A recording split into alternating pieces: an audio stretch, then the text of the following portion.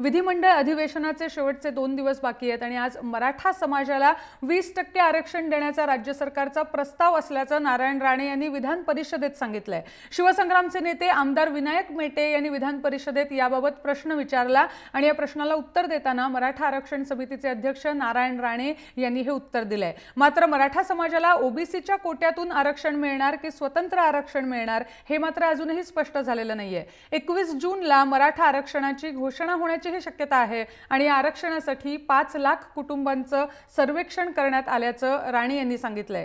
त्यानंतर मराठा समाजाला 20%पेक्षा जास्त आरक्षण मिळावं यासाठी विनायक मेटे आणि विरोधकांनी गोंधळ घातला आणि त्यामुळे विधान परिषदेचं कामकाज 15 मिनिटांसाठी तहकूब झालं होतं। आणि याचबद्दल विनायक मेटे यांच्याशी बातचीत केली आहे आमचे प्रतिनिधी अमेय पाठक यांनी। विधान परिषदेमध्ये अखेर आज 2.5 तासांच्या गदारोळानंतर नारायण राणे यांनी सांगितलं की 21 जून रोजी मराठा आरक्षणासंदर्भातला निर्णय देण्यात येणार आहे। सर, काय सांगाल, काय कारण होतं की तुम्ही आज एवढे आक्रमक झालेले होते? असं आहे की गेल्या अनेक वर्षापासून आम्ही शिवसंग्रामच्या माध्यमातून मराठा समाजाला ओबीसीमध्ये आरक्षण मिळावं म्हणून झटतोय, झगडतोय, संघर्ष। तेच आज मी स्वतः 97च्या कलमाच्या अंतर्गत अल्पकालीन चर्चा विधान परिषदेमध्ये लावली। 1 नाही 2.5 तास त्याच्यावर चर्चा झाली। अनेक लोकांनी, नेत्यांनी त्याच्यावर आपले मत व्यक्त केले। एवढं सगळं होऊन सुद्धा सरकारच्या कडून ठोस आश्वासन आज आम्हाला काही मिळालेलं नाही। जे या खात्याचे मंत्री आहेत मोगे साहेब यांनी तशाच पद्धतीचं मोघमच उत्तर, ठोस असं नाही, मोघमच उत्तर मोगे साहेबांनी देऊन मराठा समाजाची परत एकदा बोळवणूक केलेली आहे। मध्यंतरामध्ये नारायण राणे साहेब माझ्या प्रश्नावर उत्तर देताना मात्र बोलले की आम्ही 20 तारखेच्या नंतर 21 तारखेला बरोबर आम्ही मराठा समाजाच्या आरक्षणाचा निर्णय घेऊ। आता नारायण राणे साहेबांनी अशीच घोषणा लोकसभा निवडणुकीच्या अगोदर एकदा सिंधुदुर्गमध्ये केली होती। त्या घोषणेला पूर्णपणे बाजूला ठेवायचं काम या सरकारनं केलं आणि नारायण राणे साहेबाला तोंडघशी पाडलं।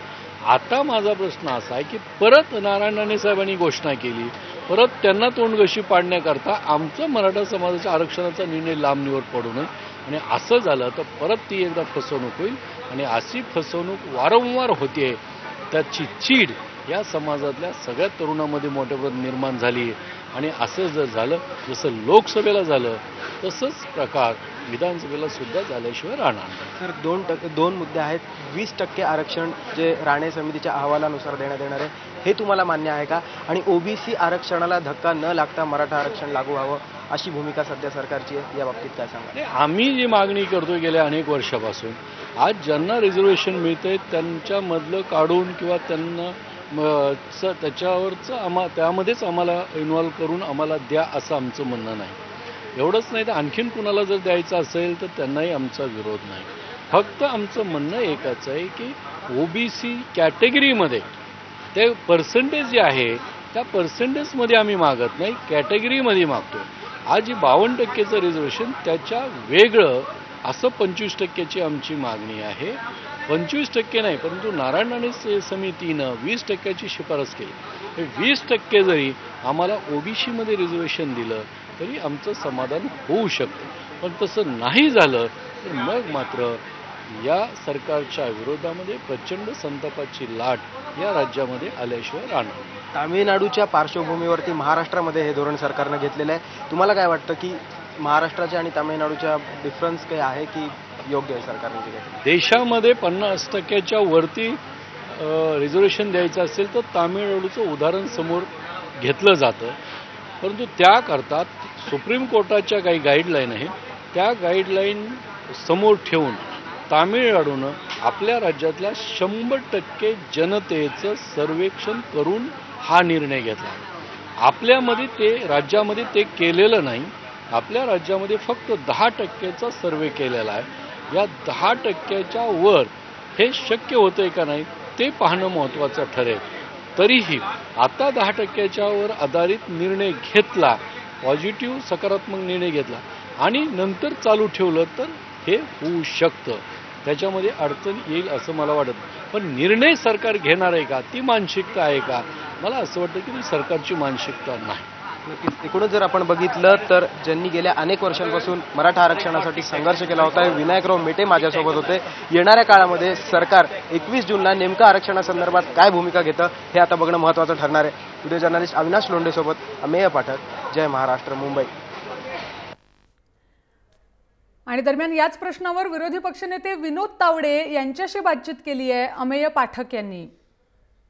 मराठा आरक्षणासंदर्भातला निर्णय 21 तारखेला देण्यात येईल असं नारायण राणे यांनी विधान परिषदेमध्ये सांगितलेलं आहे. माझ्यासोबत विधान परिषदेचे विरोधी पक्षनेते विनोद तावडे आहेत. सर, काय सांगाल? 2.5 तास गदारोळ झाला तरी आजही तोडगा निघालेला नाहीये. 21 तारखेला निर्णय घेण्यात येईल असं सांगण्यात आलं. आचारसंहितेच्या नावावर सरकारने आज पुन्हा टाळलंय, पण सरकारला आम्ही इशारा दिला की मराठा समाजाला आरक्षण घेतल्याशिवाय महायुती भाजप राहणार नाही. कुठल्याही समाजाचं असलेलं आरक्षण दूर न करता, त्याला धक्का न लावता हे नव्याने आम्ही आरक्षण मागतोय. कायद्याच्या कसोटीवर टिकेल या निकषावर आरक्षण मागतोय आणि ते आरक्षण सरकारला द्यावं लागेल. नाहीतर राणे समितीने सुचवलं, बापट आयोगाने नाकारलं, मग कॅबिनेटने स्वीकारलं, हे धंदे नको. स्पष्ट कायद्याच्या कसोटीवर टिकेल असं आरक्षण समाजाला मिळालंच पाहिजे. मराठा आणि मुस्लिम आरक्षण सोबत देण्यात येईल. कुठल्या नेमक्या तांत्रिक बाबी तुम्हाला वाटतंय ज्यामुळे आरक्षणाला वेळ लागू शकतो? मराठा समाजाला जे आरक्षण मिळतंय ते देताना मुसलमान समाजाला पण द्यावं असा डाव काहींचा आहे. म्हणजे हे मराठा समाजाचं आरक्षण फिसकडेल. त्याचबरोबर काही जणांनी PL करायला लावले. सरकारमधले मंत्री स्वतः यातले अडथळे उत्पन्न करतात आणि बहुधा ते मंत्री हे वरिष्ठांच्या सांगण्यावर अडथळे उत्पन्न करतात असा माझा समज आहे. 20% जे त्यांनी सांगितलेलं आहे हे सफिशियंट आहे? हीच मला जर 20% असेल तर सफिशियंट आहे. 20% पेक्षा कमी केलं तर ते आम्हाला मान्य नाही. एकूणच जर बघितलं तर आज आरक्षणाच्या मुद्द्यावरून विरोधक आक्रमक झाले होते आणि लवकरात लवकर आरक्षण जाहीर करावं अशी मागणी त्यांनी केलेली आहे. व्हिडिओ जर्नलिस्ट अविनाश लोंढेसोबत अमेय पाठक, जय महाराष्ट्र, मुंबई.